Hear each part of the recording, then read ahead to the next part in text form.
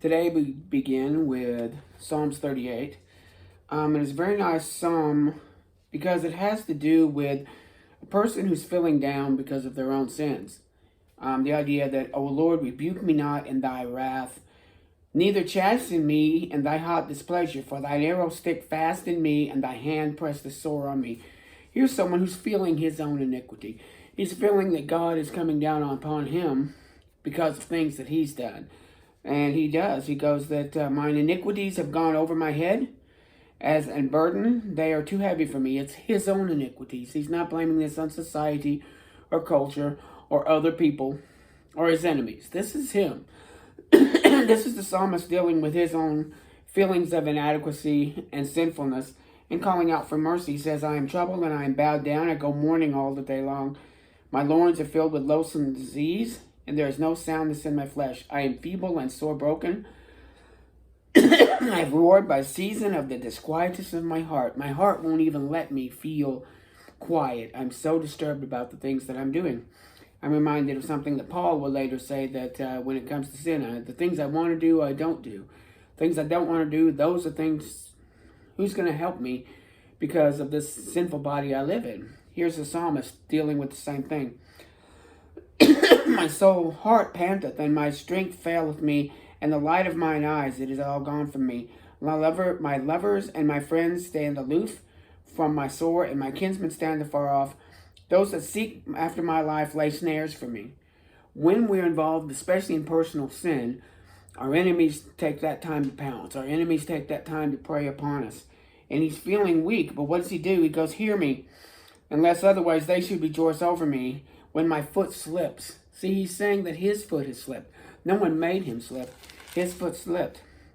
I am ready to halt, and my sorrow is continually before me. I will declare mine iniquity. I will be sorry for my sin. And notice he wears sin there, not just the sins that he does, the fact that he is sin. It says, forsake me not, O Lord my God, be not far from me. Make haste to help me, O Lord my salvation.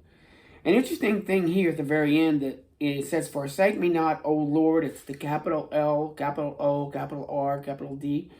That is the signification in the King James of the word Yahweh, of Jehovah, the holy covenant name of God. But he says, Jehovah, O my Elohim. So the word God there in Hebrew is Elohim. But in 22 he says, make haste to help me, O Lord. But it's L, little o, little r, little d, capital L. That is for Adonai. So in two verses, he's calling out to Yahweh, the covenant God. He's calling out to the God of the universe, who's the creator of all things, the creator of all men. And he's calling out to Adonai, this personal, friendly, friendship-oriented, connected, intimate God. He knows Adonai, and he's asking for forgiveness from Yahweh, from the God of the universe, and from Adonai. He sees his sin as against God. God in every personification of his character, he is one God, showing himself in three different ways here. So that is Psalm 38, and it's a very good psalm for us to think about when we're dealing with personal sins and personal iniquity. Going back to Exodus, we were looking at Exodus 25 and 26. And it's very interesting that we had just finished in 24 when they have affirmed this covenant. They had already got the covenant put together. Moses goes up the hill when they get there, meets with God, comes with the 10 Commandments and some not personal, but some laws about how we deal with servants, how you deal with money, how you deal with personal property, how do you deal with one another. He gives them the covenant. And he comes down to the people in 24 and says, okay, now we're going to ratify this covenant. We're going to sign it with God. And it has to be sealed in blood. So they have some blood sacrifices. And then they go see God. And God communes with them. It says that the men, the nobles that went with Moses and with Aaron, ate and drank. They affirmed this covenant. This covenant is now sealed. Now we're going to see for the rest of the book, and it's more delineated again. Repeated, actually, I should say. It's repeated again in Deuteronomy But now we're going to look at the outgrowth. Just what does that mean in society? What does that look like in a religion? What does that look like in an economic structure? What does that look like in families and in relationships with one another? We have the basic covenant there of the 10 Commandments. And from that comes, here's how you treat your servants. And here's how you treat one another. Here's how you treat women. Here's how you treat property. Here's how to deal with thievery and murder and these basic things. Now we're going to go even further to what do we do next. It's interesting in 25, he begins, and God always begins with what's most important to him. He didn't begin with, well, we need to set up borders, or we need to set up schools, or we need to set up centuries, we need to set up an army, we need to set up a governmental structure. He starts with the tabernacle. He starts with himself. He starts there, and he's going to branch out, and you'll see it go this way, and then it becomes the nation of Israel. So he starts with talking about the tabernacle. And he tells them that there are specific colors that they need. They need specific items. He says that I want you to bring gold and silver and brass. Gold and silver and brass. You're going to need all three of them. Gold is for for the inside, for the Ark of the Covenant, for the inside of the tabernacle, for the wood on the inside of the tabernacle. You're going to need silver for all the things that we utilize, that they utilize, I should say, in the worship of God in the tabernacle. You're going to need brass, and that's the place of judgment. That's where they have the brazen laver, where they do a lot of the burning, a lot of the sacrifice to God. And so you see where this comes out into play. And so he says he needs blue and purple and scarlet linen, fine linen, woven together. He needs goat hairs, he needs ram skins, he needs badger skins, and shittim wood. These are the things that he needs. And he starts gathering them up from people who are willing to bring them in. They didn't need just everything. These are the things they needed, so they started gathering it up. And so first he starts at the very core, and that's making the Ark of the Covenant. And he starts giving dimensions, and I think the dimensions here are very important. I'm not going to spend a lot of time on dimensions. I'll give you just a basic overview. There are several good YouTubes on this. You can even sit down with pencil and paper and within basic parameters come up with a good idea. It says that the ark would be made of shittim wood, 2 cubits and a half. Or a cubit is from the tip of your finger to the elbow. Most people say it's about 18 inches. You could even go with 20, just to give you a round number to deal with when you're doing calculations. We're not building it, so if we got it off a little bit bigger here, a little bit bigger there, a little bit taller than normal, just for our understanding, that would be fine. But you're dealing with 18 inches, the normal idea of a cubit. So 2 cubits, 18 and 18 is 36. Half of a cubit would be 9. So 36 and 9 is about 45 inches. So the thing, it has a length of 45 inches. And its height is a cubit and a half. So you're looking at 18 plus 9 is 26.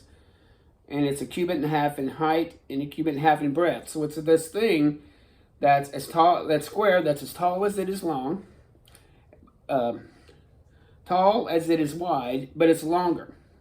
You'll notice also there is kind of a basic relationship between later on when we look at the entire tabernacle. The tabernacle, when we look at it in a chapter, will also be 10 by 10 by 30. So just like you've got here, which is 45 by, what did I say, a cubit and a half, is 18 plus 9 is 36. So again, you get the idea of a rectangular shaped ark and a rectangular shaped building. So God is sticking with this same kind of motif here. So he builds this, and you're overlaying the whole thing with pure gold. And you can put rings on the sides. You can put staves through it. You don't carry it like you would a box. You create these long staves that are also made of gold over wood, and you use them to carry it. People will be carrying it over their shoulders like this, and when you have to transport the thing, that's how you transport it, with those 4 rings and the staves. And they'll also create a mercy seat. A mercy seat will be also as long as the Ark of the Covenant, as wide as the Ark of the Covenant, but it's only about a half of a span of your hand thick. So you lay that directly on top of the Ark of the Covenant. And again, the figurativism is theirs. That's grace, mercy. The mercy seat is on top of the covenant of the law, that the law leads to mercy, the law leads to Christ. And they're going to create these cherubs, these giant cherubs that are going to be there. They don't face in like some of the Ark of the Covenant that you've seen in some dramatic interpretations, but they spread the wings out. In fact, when later on, when we look at the Temple of Solomon, the wings touch one another and then touch the walls. And the angels' heads are facing in. They're facing looking down. What you were looking like if you made this thing and set it off to against the wall, it looked like an empty throne. It's something to realize that is where Jehovah, that is where Yahweh, that is where Jesus met with the high priest when they came in once a year. That's where they met with him. He's going to create a veil also in the room between. They'll call that the most holies, the Holy of Holies, and this other place will be the holies. So he talks about building that.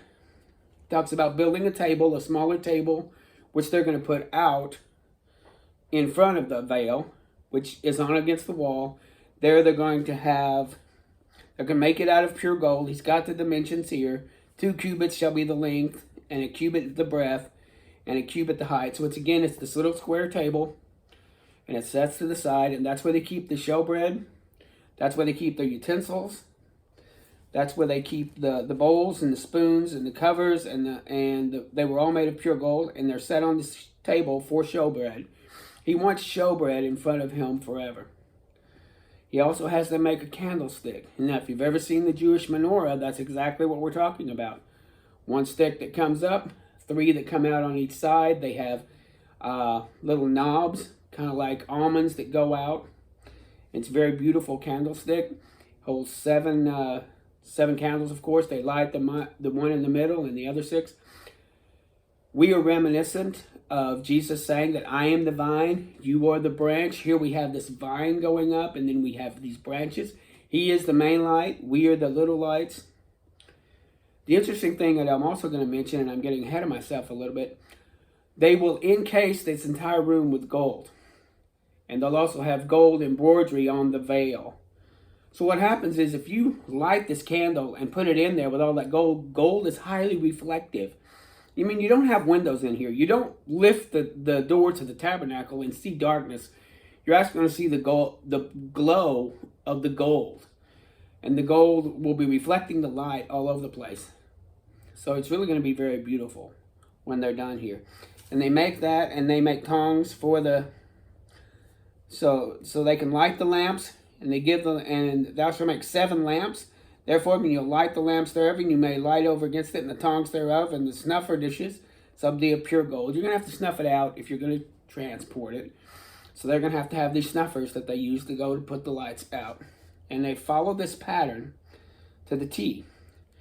In 26 here, we start talking about the tabernacle itself. So we've got the Ark of the Covenant. We have the lampstand, which is the menorah, and we have the table for all the dishes and stuff for the bread that they're going to be having. Now we're going to build the tabernacle. And again, the length of you're starting with the curtains. They're going to build a wooden building that's going to be rectangular, like a wooden log cabin, except they're not logs, and they're going to have sheets of planks that go down across the side, then across the back, then across the other side, and then you'll have some on the front with a place for them to enter through a flap. And then you'll have boards that go across to create beams. They're going to overlay this. They're going to overlay this with some curtains. And he talks about the type of curtains. You're going to make, thou shalt make 10 curtains. And each one of these curtains shall be 28 cubits. And the breadth shall be 4. So they're 28 cubits long, 4 cubits wide. I put that out. I looked at the numbers there. And that's like 14 feet by 2 feet. But you're making 10 of them. So one of them is 14 feet by 2 feet. The next is 14 feet by 2 feet. You got 10 of those going across the top. And they're put in the ground with stakes. They also created ringlets. Every one of the curtains, and you got 10 of them, will have rings on one side and little hooks on the other so that they hook together. For example, if this were the ringlet, that you have on one side, and this was a hook tied to a piece of string. You push it up through here, and just like this, and this is how you, this is what will hold it. Then when you want to get rid of it, you just pull this out, pull it through, and you're unhatched. So it's really kind of a nice little quick little thing for you to be able to take apart and put together this tabernacle. It's meant to be mobile. And so you're making those. And he also says that you need to make, the first one is beautifully embroidered linen with all these different colors. But the second one will be made of goat skin. The third one will, and then on that, and you make it just the same way, except it's going to be a little longer. It's actually 15 by 2. He makes it longer so it fits over the linen. Then you have ram skin dyed red. Red of here is a symbol of blood. And you have ram skin that's dyed red. Again, it's the same size as the goat skin. And the goat skin and the ram skin are longer than the linen. And the top of it is badger skins. Now you might go, big deal. Who cares about all those skins? Oh, wait. Got smart. He makes this wooden building, you know, rectangular, 4 sides. We're going to look at that one in a minute. But he's going to cover it. So you have this linen. Then you're going to have some goat skins, which is, and then you're going to have some wool, which is like an insulator for keeping it nice and cool. Then you're going to put badger skins on top of that for waterproofing. That's exactly what he's done here. He's created something that's waterproof with an insulator over the wood. So it's to protect the wood from rain, it's to protect the, and it'll keep it nice and cool in the summer, keep it warm in the winter. If you've ever gone into a cave, it's been a hot day, but if you go into the cave, it's nice and cool because the air in there has stayed cool. Here, if you leave the door shut, and it would be shut most of the day, it's going to stay pretty cool in there, relatively speaking. It's not going to get all toasty and warm because you're not cooking the insides because of what the insulation is doing to keep it at a medium temperature. So he creates all of this, and we're going through 26 on this. I'm not going to go too far into it, talking about 6 boards and talking about how the boards all go together. I went and got a couple of pictures. This is a picture of the Ark of the Tabernacle.